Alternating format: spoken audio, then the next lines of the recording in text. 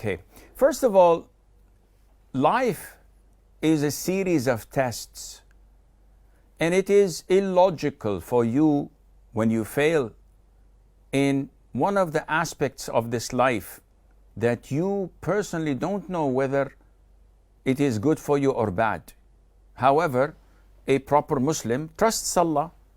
So if I did not make it in this school, if I did not pass the exam, if I was rejected from a job offer or a job interview, if I did my level best, in this case I have to submit my will to Allah and acknowledge that everything is in the hands of Allah, and Allah chose the best for me, which I could not tell, and hence I accept it. If it was my own shortcomings and flaws that made me flunk, in this case I have only myself to blame. Work harder next time, make a lot of dua, and try your level best. But to remain in your position in this stagnant situation without improvement or progressing, this is not very wise.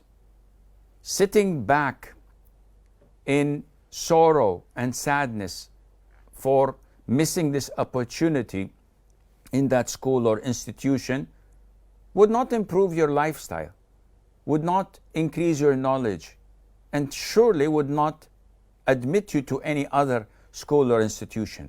So the only logical course of action would be is to move on. Leave what is in the past behind you and try to prepare for another endeavor. May Allah Azza wa Jal make it easy for you. But this needs conviction, needs convincing, needs believing.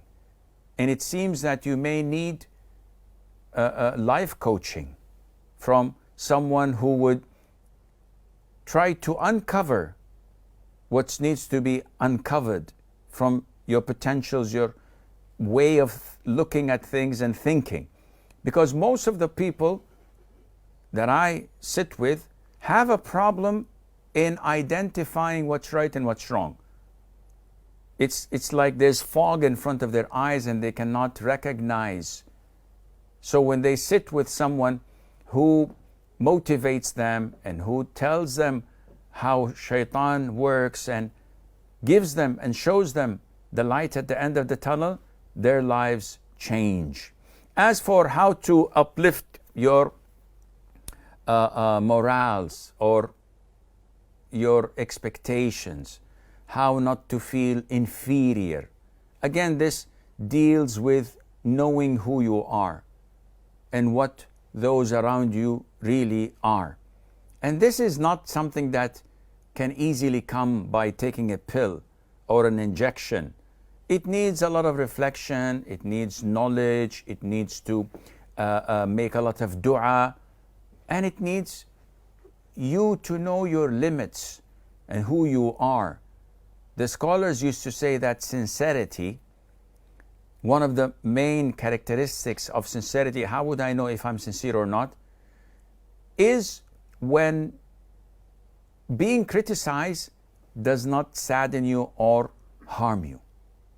And being praised does not add any value to you. This is when you're sincere. But when one word brings you down and another takes you up, there is a deficiency in you that you have to rectify, and Allah Azza wa Jal knows best.